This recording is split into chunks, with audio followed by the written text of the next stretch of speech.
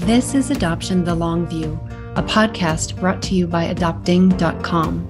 I'm your host, Lori Holden, author of The Open-Hearted Way to Open Adoption. Join me as we take a closer look at what happens after you adopt your child and begin parenting them. Your adoption journey isn't over then, it's just beginning. In this podcast, you'll hear from a variety of thought-provoking and influential guests as we help you make the most of your adoption journey. Like any trip worth taking, there will be ups and downs and challenges. Here's what you're going to wish you'd known from the start. Ready? Let's go. Our guest today, an interracial adoptee, was almost at the center of a U.S. Supreme Court case in the 1990s. While his case was knocked down to a lower court, Tony Hynes' adoption ended up in a rare arrangement, joint custody between his Black birth grandmother and his two white adoptive moms. Lots of intersectionality here, including race, sexual orientation, mental health, and an at the time 7-year-old boy who loved all his people wholeheartedly, but was forced to choose either his biology or his biography, turning some of his beloveds into the losers. Can you imagine the feeling of being the rope in a tug of war? Of being the wishbone at a Thanksgiving dinner? No matter how things turn out, you end up being pulled and torn in two. It was a lot for Tony. Tony is now an educator at an adoption support nonprofit, as well as a doctoral student. Let's hear more about him from his story and how it felt when the people he loved and who loved him, along with the system, ended up splitting the baby in the parlance of the King Solomon story. Welcome, Tony. Thank you so much for having me. Pleasure to be here. I'm so glad to have the chance to talk with you. Let me say a little bit more about your biography. Tony Hynes was adopted by his parents, Mary and Janet, in the mid-1990s. He writes about his experiences growing up, both as an interracial adoptee and in an LGBTQ-headed household, in his memoir, The Son with Two Moms. This is a text that has been cited in the family court system to highlight best practices. Today, Tony is an advocate for families like his, having served on the board of directors for organizations that help to highlight adoptive families from diverse upbringings. He's been invited to speak at conferences on adoption and foster care throughout the nation and has a passion for speaking up for children and families touched by challenges in the adoption and foster care system.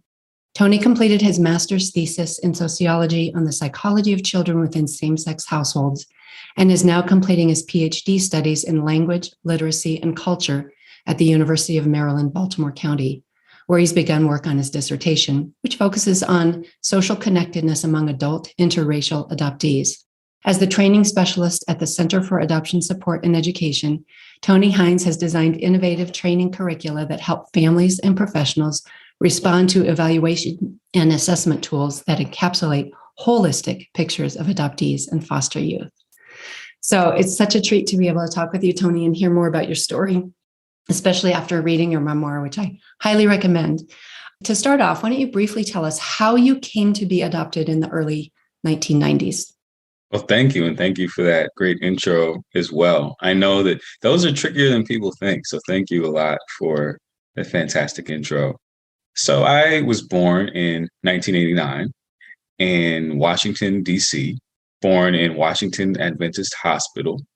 And right after I was born, I had two parents, like a lot of people do. My mother and my father, in my case. Shortly after I was born, my family realized that my father wasn't going to be in the picture really on a consistent basis. And so he was in my life for the first year of my life somewhat. Apparently, he was reading bedtime stories to me sometimes, and he would come over to my mom's house sometimes, but he wasn't really in the picture. And so it was left to my mom, my birth mom, as I describe her, to raise me for that first year of my life. But that was hard for her to do because she was someone that was diagnosed with schizophrenia. And she knew she was schizophrenic. And so it was difficult for her on a day in, day out basis to raise me. So what she did is she really handed me off from time to time to my grandmother, who was the person who was raising me when my mother was having some difficulties raising me. And sometimes it was difficult for my grandmother to be a caretaker to me because she was also being a caretaker to others within the family. So what was happening was when I wasn't with my mom or with my grandma, I was placed in an orphanage for not 6 months or a year, but for just a few days at a time. My mom would take me to an orphanage and basically, for lack of a better term, drop me off there. And then she would come pick me up maybe 3 or 4 days later. And it was in one of those instances where she had come to pick me up, where she was apparently told, you can either leave Tony here indefinitely or you can take him home indefinitely, but we can't keep doing this back and forth that you have been doing. And so she decided at that time, and I was around 1.5 years old at this time, that she was going to place me in an orphanage indefinitely with the thought in mind that she would come back and take care of me later. So I stayed in an orphanage from when I was around 1 years old to when I was around 3 to 3.5 years old.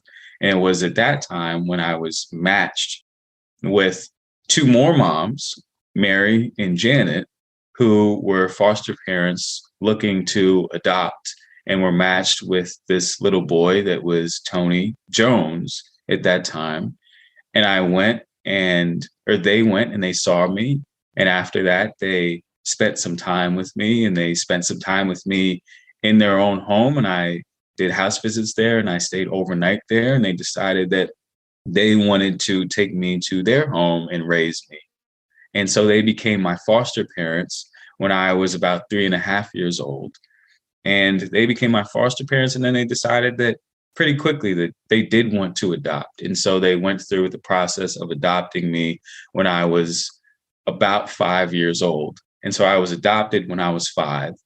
And you read the book, so you know what happens after that. But there was a lot of tumult that happened after that adoption when I was 5 years old by these two white lesbian parents, by the way, to add to that, I was a Black boy, and my birth family is a Black family. Yeah, and let me bring up something I noticed in your writing, that you use the word interracial adoption here. The word I've heard used elsewhere is transracial.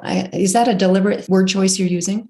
It is. It is a really deliberate word choice that I used, and I really started using that because, and I was somebody that used to use the term transracial adoption, transracial adoptee, and in doing my dissertation research on interracial adoption, I discovered that the term transracial adoption originated in the 60s and in the 70s and was created by mental health professionals who were envisioning this post-racial society that was trans-race, that was post-racial, that was a more colorblind society. And they were thinking to themselves that simply by the act of white parents, specifically white parents being able to adopt children of color, that this pointed to the post-racial society that they were now living in, and that we would become more post-race as we moved on.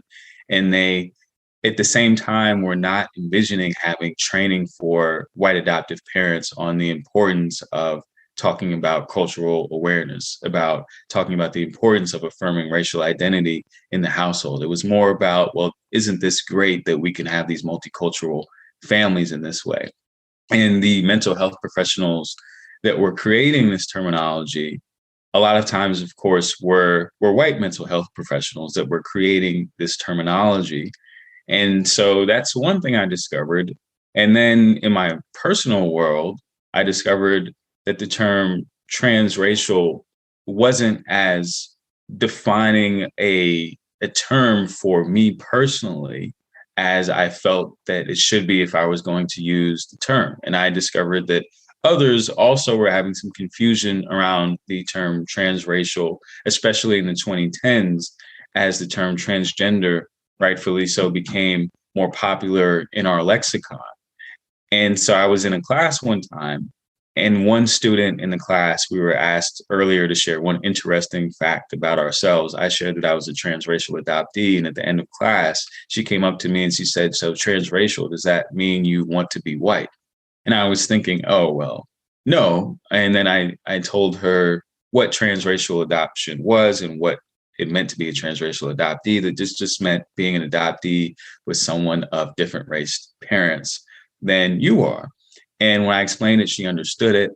But I understood why maybe she thought that way, because if we are really being literal, trans is to transition.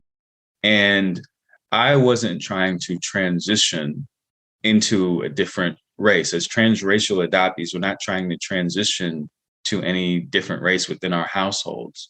We are trying to be all of who we are and exist in our own bodies, in our Black and brown bodies, and in some cases in our Jewish bodies. That may be Eurocentric Jewish bodies in that way.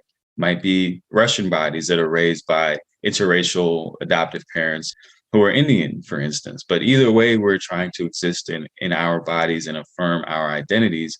And I got to a place where I was like, you know what? Transracial adoptee doesn't define who I am. And it was a terminology that was really created by a power structure that at the time was really perpetuating not best practices that were minimizing race in the household, practices that saw adoption literature come from white adoptive parent voices, white research voices that did not go to communities of color or did not talk to birth families to get their opinions on adoption. That's who created this term transracial adoptee and transracial adoption. So why would I then, for myself, want to call myself something that someone who at the time did not in practice was not able to put my best interests really into play. And so I discovered that interracial adoption was used interchangeably actually with transracial adoption into the 1990s. And something happened, we're not really sure what, in the 1990s that really began to necessitate this use of transracial adoption predominantly as the term that would be used. And so in research, in podcasts, in nonprofits, you see transracial adoption used, and you see transracial adoptees using that term. Now, I tell other adoptees, I say, just because I call myself an interracial adoptee doesn't mean that I feel you shouldn't call yourself a transracial adoptee. If that's how you identify, then please feel free to identify that way. But this is how I choose to identify myself and also my research too. I love that you've added richness and context and history to all that, the cultural backdrop. I do remember in the 1990s, that was kind of the era where we were trying to be colorblind and minimize things, not just in adoption, but in the wider world. And then also your personal experiences of the word. It really helps me see and perhaps use that word in a different way in the future. But let's return to your story. Your adoption by Mary and Janet was finalized, and then it was contested, and you ended up in a joint custody arrangement. Can you tell us about that? Yes. So to your point, so the adoption, like I said, it happened, right? It happened and I was adopted. And then 3 months after the adoption, I was told by one of my moms that the adoption had been overturned and then I was no longer adopted anymore. And I didn't know what that meant exactly, but I knew that it was really bad. And how old were you then?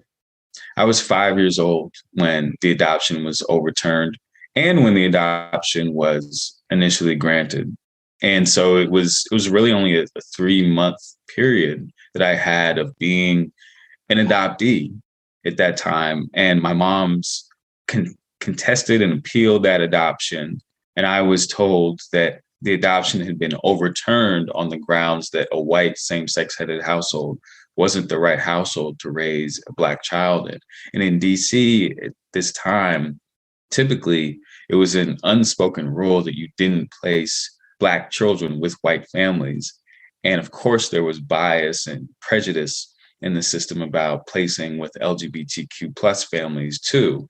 And so these two reasons really allowed for my birth family who would appeal the adoption for those reasons. It allowed the judges in that case, there were 3 of them who had overturned it in that panel, to make that decision. And so when that decision was appealed, that process took much longer than 3 months.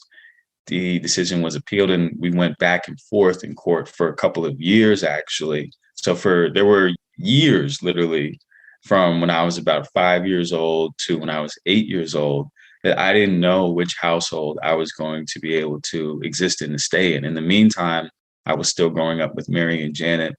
I was technically what's called a ward of the state. During this particular time, I was not a foster youth, and I was not an adoptee. I was kind of in this limbo space, and we came back, and eventually a joint custody agreement was arranged where Mary and Janet would be my legal guardians, and members of my birth family would also be my legal guardians too.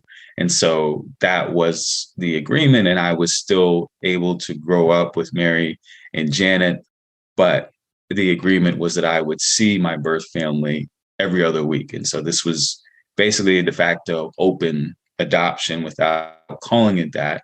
We didn't actually get the adoption granted again, I think for some of those same reasons, which was unfortunate. So I wasn't able to I called myself an adoptee, but technically I wasn't. And I was adopted formally when I was 19 years old by Janet, one of my moms. And so at that time, I became an official, quote, adoptee again.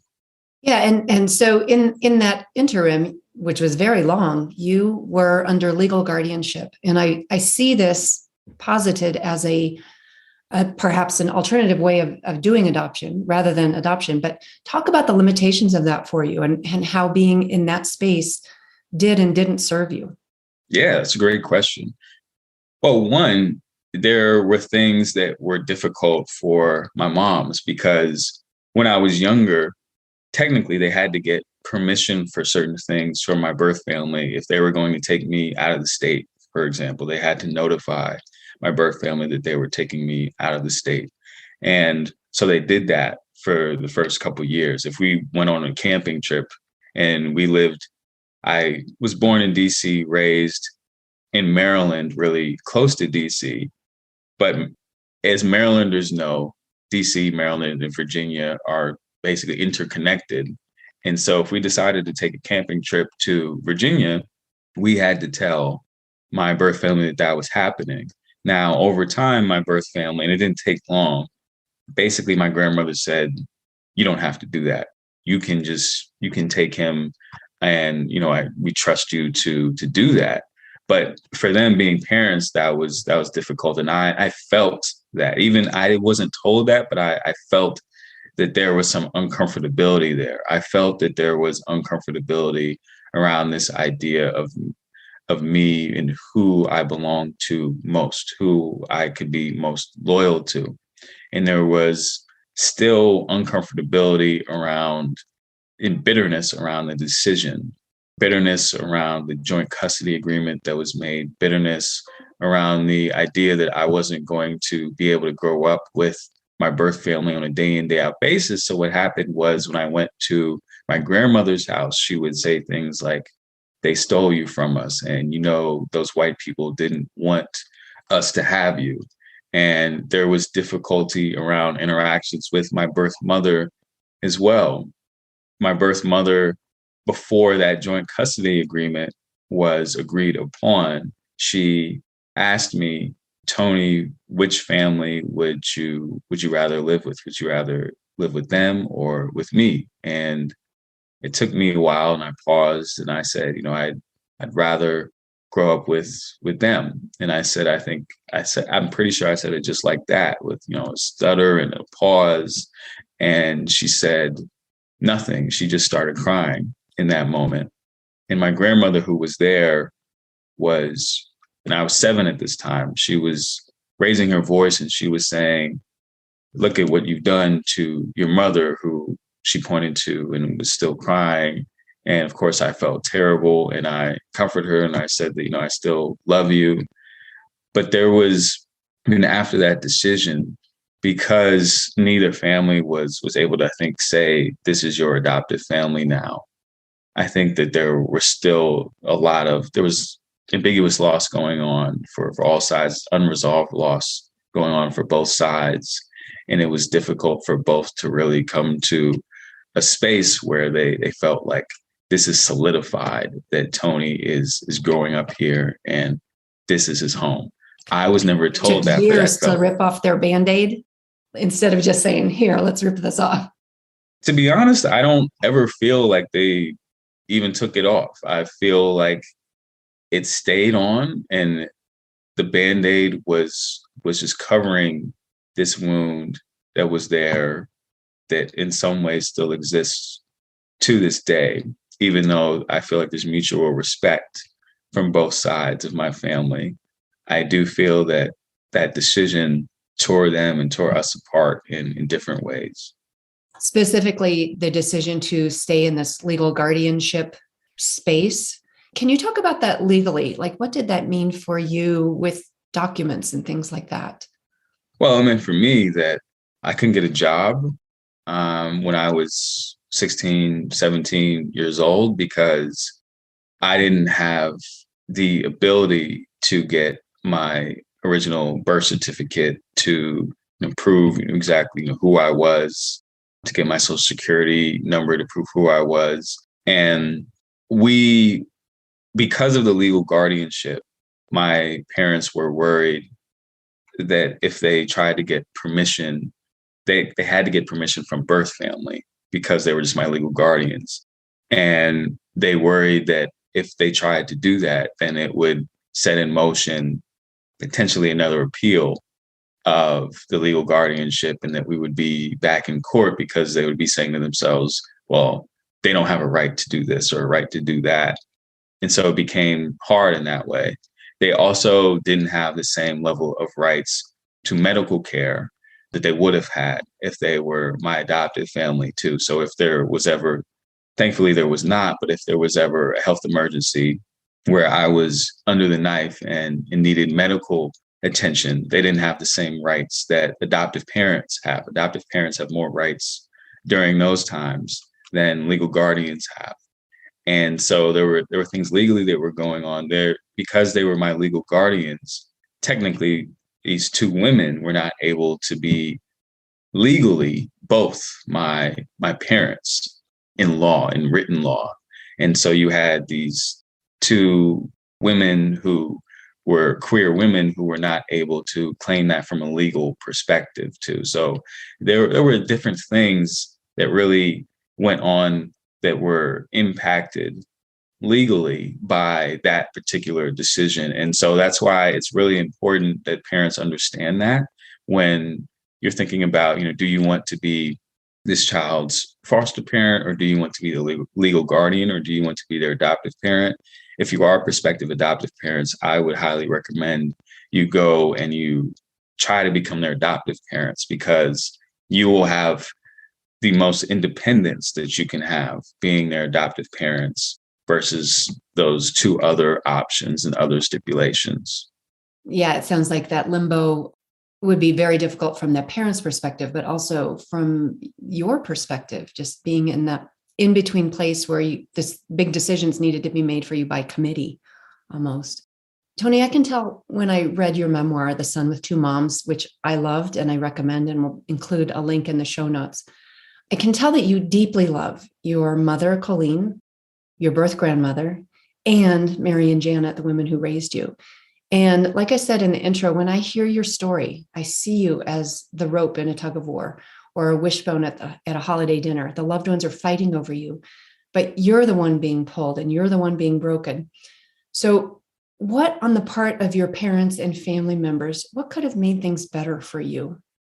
It's a phenomenal question. One, I think them interacting with each other a bit more could have made things better, because when I went to see my birth family, Mary and Janet were not there interacting with my birth family. So I saw my birth family for 6-7 hours, and I went back and I was picked up by either Mary or Janet, and then I would spend time with them. And sometimes they asked me questions about how it was, or they usually asked me how it was. And I would usually just say it was fine. But I definitely felt like neither family was comfortable interacting with the other. And so that left me in a space where I have to be comfortable interacting with both of you, but I don't get to share my families, and I don't get to feel as though my families are comfortable with being shared because they aren't telling me that. And that brings me to my next point. It would have been really great if I could have been told when I was growing up, hey, we know that this custody decision was made and that we're your parents, meaning Mary and Janet, we are your parents. But we also know that you love your birth family, and we want you to know that we love them too. Despite, what's happened and what they may say here or there, we love them because they're also our family now. We are all family to each other. And you don't have to feel as though you have to exist in a space in between. And on the birth family side of things, it would have been great for them to have acknowledged that, one, that Mary and Janet are doing a good job, and that they are accepting, that they are supporting, that they're also supporting of your racial identity, because the opposite was actually said. The opposite was said around, they don't want you to have Black friends. They don't want you to do that. So just even taking away statements like that, or statements that I heard some homophobic statements from time to time when I was at my birth family's house around, not my mom's, but I heard, what are those, F words doing in DC now? They're catching HIV and AIDS. And as a kid raised by queer parents, I was hearing this and I knew these words were incendiary terms. And I was like, wow, this is not good. This does not make me feel good. This does not make me feel comfortable here in this space. And then it also made me feel, when I got back home, as though, maybe I should have spoke up. Maybe I should have said something. And so there's so many of these moments where, as a child, I felt like I was being made to feel as though I had to suppress and also be at the same time that bridge, without taking a full account of my own feelings and being able to feel like I had a voice. I had to really take it upon myself. It felt like by myself to stand up for myself. And in standing up for myself, I was also standing up for either my two moms or my birth family, when I felt like there were shots being thrown in either direction. And it would have been nice to have not felt that tug and pull in that way, as you said. I almost feel like I have to say this in every interview that I do, because this goes back to, for both your sets of parents, their words and their actions are coming from their own feelings, and their own feelings of fear and insecurity and maybe anger and loss and grief. And when the adults around an adoptee are not doing their own work, this is what I was going to say, is do your own work, people. The more they would have been able to do their own inner work on this, the less you would have had to cover the spread. I mean, that's a lot to put on a young person. Exactly. And that's why I think that so much of that work, if parents do have a chance, should be also coming before they even adopt. So discussing, how do you feel about adopting? How do you feel about being an adoptive parent versus being a birth parent? What are the differences that you think are going to exist in being an adoptive parent versus being a birth parent? Would you prefer to have an open adoption, semi-open adoption, or a closed adoption? If you don't know what those terms are, research them and figure out which one you would be most comfortable in. I can tell you, as an adoptee, that the best one, in my opinion, to have is an open adoption, where the child is able to interact with both birth family and adoptive family, and to not feel as though either one is being minimized. And what are your biases? Do you have biases as they relate to race, class, sexual orientation? And why might you have those biases? Where did they come from? Even if they're fleeting thoughts that you may have negatively about a group, those are biases. Those are biases that we have. If you're able to voice the existence of those biases, that's going to be really helpful for you doing that work, but also in talking to your child about how you work in combating those biases that you have had, that others have. And how do you talk with members of your family, members of your family who might not know a lot about adoption or about interracial adoption if you are adopting across race. What are some of their thoughts about what it might mean to have an open adoption or an interracial adoption? Because then you'll be able to see, okay, maybe they have some bias here as well, or maybe they just don't understand some things, and maybe in their language we can educate them about the proper language to use when our child might be around them. So having those types of conversations before adopting is important, and then when you adopt, continuing to have those conversations moving forward is really good. Finding an adoption competent mental health professional, a clinician to work with to help you during that process is also post placement is also really helpful for families. Yeah. So what you're talking about is thinking about our thinking, the metacognition of thinking about our discovering where our biases may be, and then examining them and thinking about our feelings and where our fears are, where our insecurities are. I want to go back just briefly to something you said about open adoption, semi-open adoption, and closed adoption, because some of the work that I've done with Angela Tucker and we've trained on with the inclusive family support model is where contact is really the lesser of the criteria that we should use to determine whether or not an adoption is open or closed. The thing that makes more of a difference to an adoptee, and you can tell me your feelings on this, would be the vibe that the adoptive parents and perhaps the birth parents also come to. And that vibe comes from them doing that inner work, that metacognition, that thinking about their thinking, that analyzing their feelings and dealing with their own emotional suitcase rather than so that the child doesn't have to do that work for them. Yes, I definitely agree with that. And I think, to add on to that, it's really important to say that adoptive parents can do everything to a T the right way and do all these great things, and that's going to support and help the child, to the adoptee, to no end. However, there are still going to be challenges that adoptees will face as they move through their lives. And I think that parents sometimes get in their heads that, okay, if I do this, if I do that, if I do that, then everything will be fine for my child. And sometimes if they are engaging in some of these processes, they may think to themselves, well, I did that when they were age 5 to age 9. So we're good to go. They know that they're loved. They know that their birth family is loved. We interact with them sometimes and we talk to them about our own biases that we have.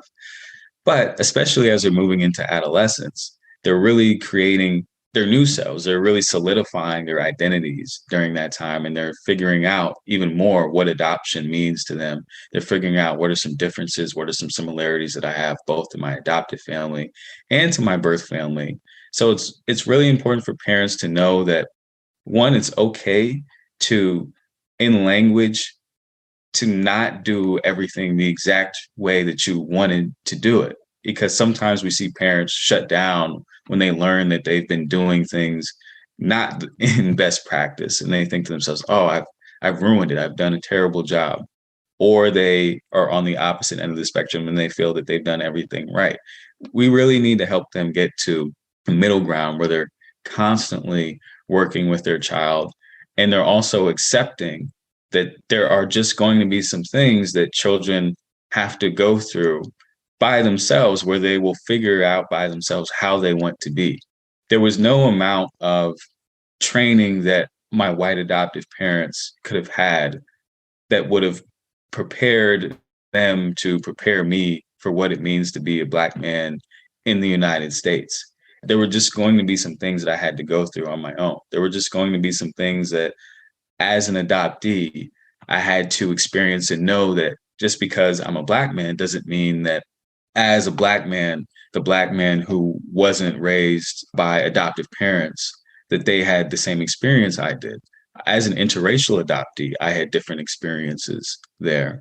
And there are so many intricacies of this. And I think parents accepting that is also its own form of support for their child, and knowing and understanding that their children need to be independent to a certain extent, that they're not always going to be there to prepare them.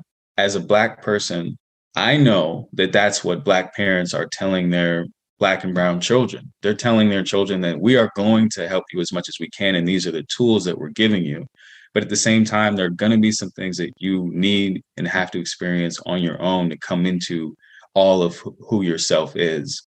And that's going to feel scary, but affirming for that child at the same time. We really want to help parents get to a point where they are setting their children up to affirm themselves in the classroom, to speak up for themselves when their friends say things.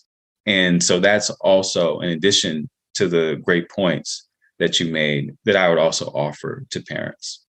That's so helpful. That's really helpful. Let's go back to some of the intersectionalities that we were talking about, because you found yourself at the intersection of two highly charged political and identity situations. One was race. Should a Black child be raised by white parents?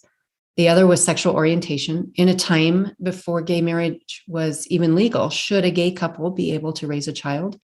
And you at the center of this is what I got from reading your book. It almost felt like race and sexual orientation were not what mattered to you most at the time. First of all, is that true? And if it is, or what else mattered to you? What else was this about for you at the time? Right. And the time is referring to when I was a child, right? Well, I will say that I do feel like race mattered for me, but I wasn't able to put really this direct line and articulate it that way when I was a child.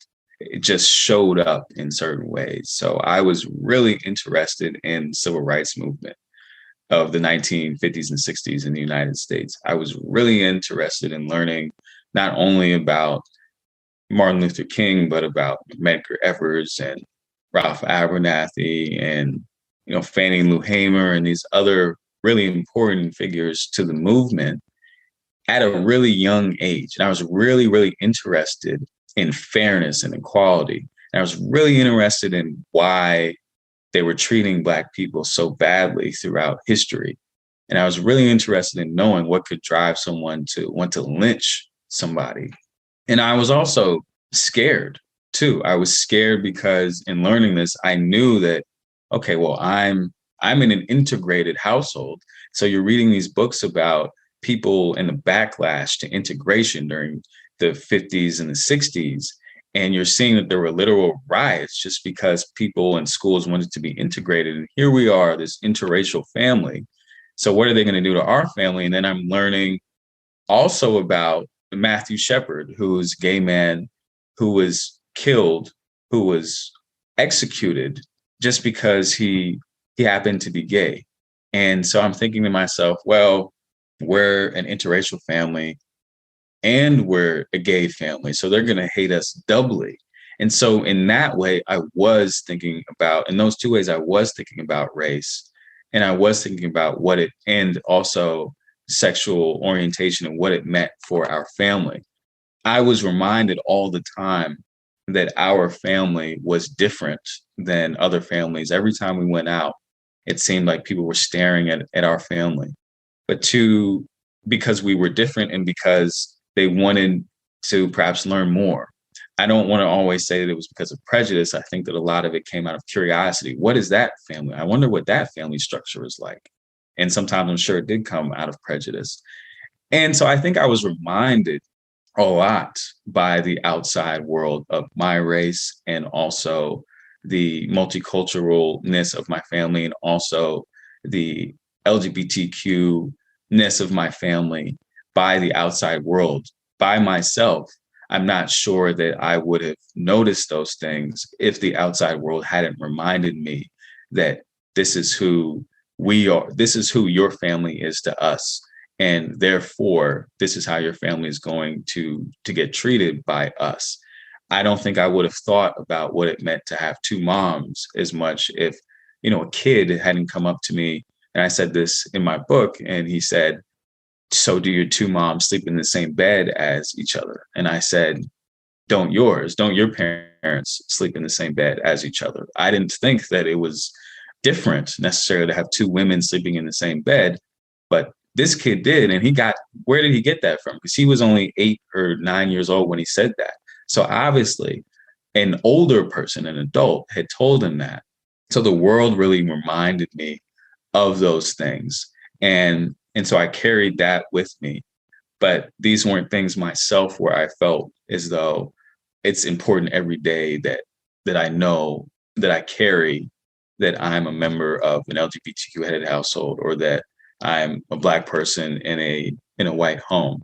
But the world will remind you of what your identity is, and then you think and you conceptualize your identity based upon how the outside world is then viewing that identity a lot of times, which is what I think was happening for me.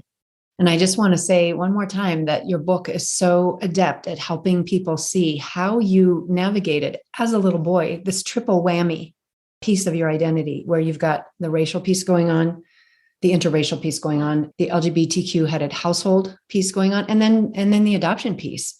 And like you say about language, we in adoptive families, we can never use the word real, who's your real mom, in our homes, but the child goes to school and comes home saying, somebody asked who's my real mom. So it's out there, the adults talking to the other children with misconceptions about things.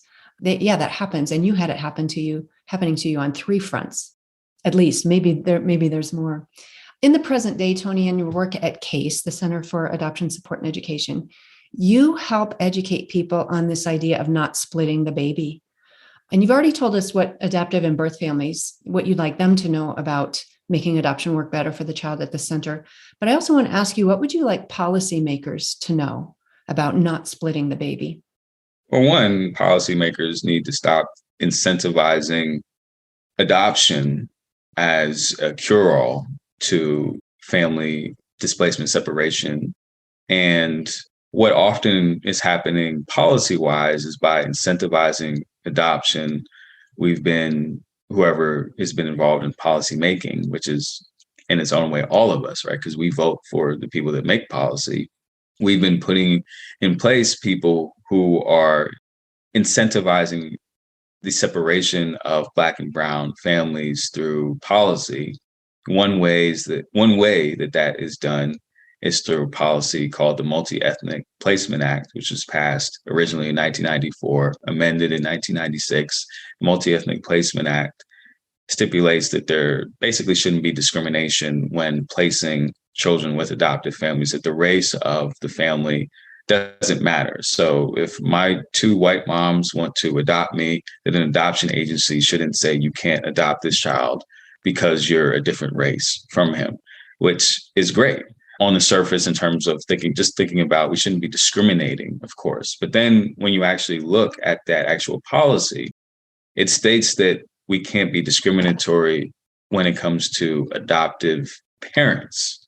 However, birth parents are not allowed to choose then the race of the child that their family is going to, but adoptive parents are still allowed to say they prefer a particular race of child, or that they're open to interracial adoption, but the birth parents are not allowed to do that themselves. And so we've created this hierarchy where adoptive parents then have more power when it comes to choosing racially who they would prefer to adopt. And white adoptive parents are predominantly the group who are adopting the most, and the group who are overwhelmingly adopting interracially. When it comes to interracial adoption in the United States, over 70% of domestic interracial adoptions are done by white adoptive parents. When you talk about international intercountry interracial adoptions, it's over 90% of the parents adopting are white adoptive parents. We need to look at this policy and amend it and change it again. So if we're saying that white adoptive parents have that ability to say, I prefer to not adopt across race, or I do prefer, that birth parents should also have the right to do that, because we're seeing overrepresentation, of course, of Black and Brown children in the foster care system. So the parents that are not allowed to do that are overwhelmingly going to be Black and Brown parents.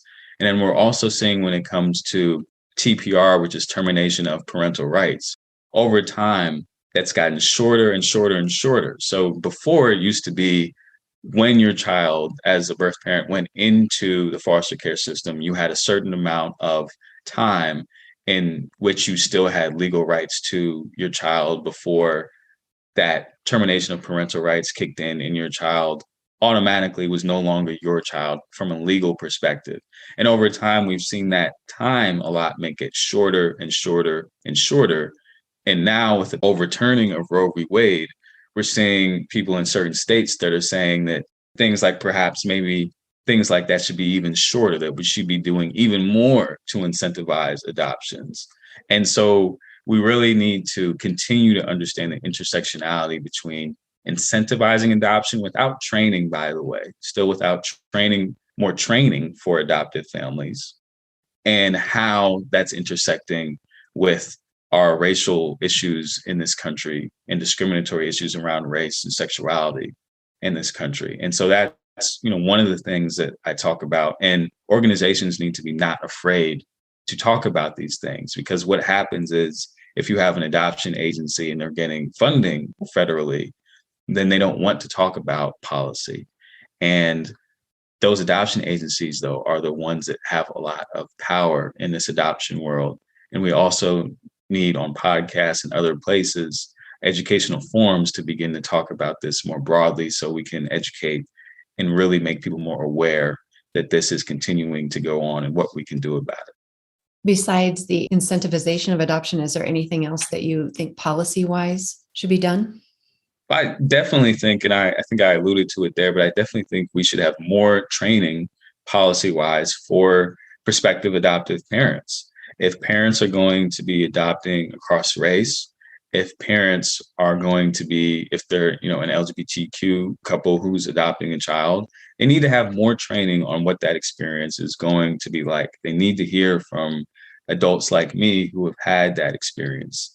They need to have social workers and clinicians at their disposal who have also had those trainings. And those trainings really need to be standardized and made widely available. There are so many times when I hear from adoptive parents and they're saying that, well, we had 6 hours of training, or, 3 hours, or we didn't have any training.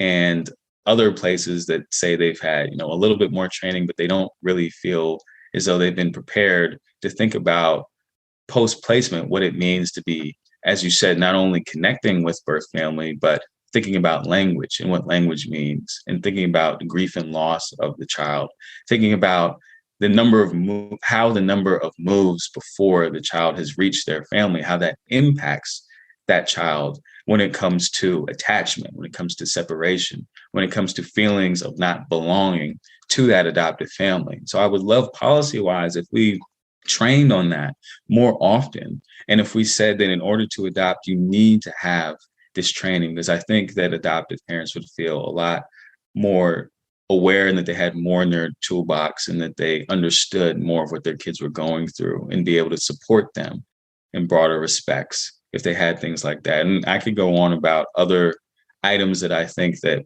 older teens should have in relation to aging out of the foster care system as well, when we're thinking about that from a policy perspective too. Does your work at C.A.S.E address some of this training that you're recommending? Yes, it does. It does. So we have a few different trainings that are standardized trainings that we have for social workers, clinicians, and also adoptive parents. And they're not just hour-long trainings. They are entire courses that we've developed that cover openness and adoption, that cover grief and loss, that cover interracial adoption, that cover SOGI, sexual orientation, gendered identity. They cover the importance of sibling interactions for kids. And so we do a lot of training around these areas that are gaps right now, not only in literature, but also in training materials. And we make that widely available for adoption agencies and for adoptive parents. And we also have trainings on birth parents in the sense of loss and grief that they are experiencing too, and what that means, because birth parents are way too often villainized and are the left out parties when we think about talking about adoption. But they are not the left out party when it comes to adoptees thinking about their birth family. Adoptive families, we in this adoption spectrum, we just aren't talking enough about birth family and what they mean. and what they have lost. I love the focus that you have there on knowing more, knowing better, and communicating and talking and having the confidence and the willingness to go there with each other on what might be really happening for the child, for the birth parents, and systemically. You've addressed things a little bit systemically too, in terms of policy. It's time for our last question, which I'm asking of all the guests this season. From your perspective as an interracial adoptee raised in an open adoption, what is the most important piece of the long view of adoption that people tend to miss on the front end? People tend to miss that adoptees grow up and that we have experiences that we grow up, that when we're adults, we still need you as parents. We still need your support. And a lot of times when we hit 25 and when we hit 30 and we see as interracial adoptees, Asian people being killed in a mass shooting, or we see a Black man being killed, or we see comments online about affirmative action being, a farce and being stupid. We want to be able to talk to our families about those items, about those things. But there are very, very few of us that actually feel comfortable doing so, because we feel as though we are being placed in the position of educators to our families at that time. And we understand that when we were growing up, race was not talked about in our household, and that sometimes racism was coming from within our own households. We talk all the time in adoption about the importance of understanding race and racial identity, but what about talking about racism? We need to talk more about racism within the household, and we also need to understand that sometimes parent who is a parent of an interracial adoptee, they might say something racist sometimes. They might say something prejudiced. And we as adoptees feel as though it's our role to suppress those feelings when we hear things like that, and to never even talk to the outside world about what we might have heard our families saying. We need parents to feel comfortable feeling uncomfortable with learning, as you said, more about bias. And then at earlier ages, talking about racism, and not only why it's wrong, but what you think you can do about it in your own communities, and what you did when your child was growing up to combat racism. Maybe you stood for community policing in your neighborhood. Maybe you stood for more diverse curriculum in your particular school that your kid was going to. Maybe you called out a family when their child said something racist to your child at school. When we talk about the long view, these are all things that are going to stick with your child moving forward. When I was growing up and I was 14, 15 years old and police pointed guns at my back, or when I was accused of stealing inside the store and I went to my adoptive parent, my white adoptive parent, and she not only went to the store, but said that they were never getting our business again, or went to the police station like she did and railed against what they had done to her child. Those were things that stayed with me to this day. So I know that even though there are still things I might feel uncomfortable discussing with her, that's what I had is not what a lot of interracial adoptees had from that perspective.